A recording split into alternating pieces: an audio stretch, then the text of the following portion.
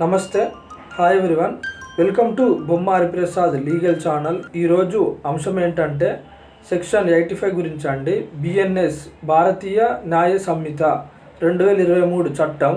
ఈ చట్టంలో ఉన్నటువంటిది సెక్షన్ 85 ఏంటంటే ఒక స్త్రీని భర్త కానీ భర్త తరపున బంధువులు కానీ ఎవరైనా సరే క్రూరత్వానికి గురి చేసినట్లయితే వారికి 3 సంవత్సరముల వరకు జైలు శిక్ష మరియు జరిమానా విధించబడుతుంది.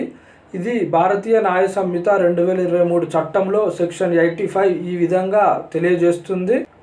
Who ever being the husband or the relative of the husband of a woman subjects such woman to cruelty shall be punished with imprisonment for a term which may extend to 3 years and shall also be liable to fine.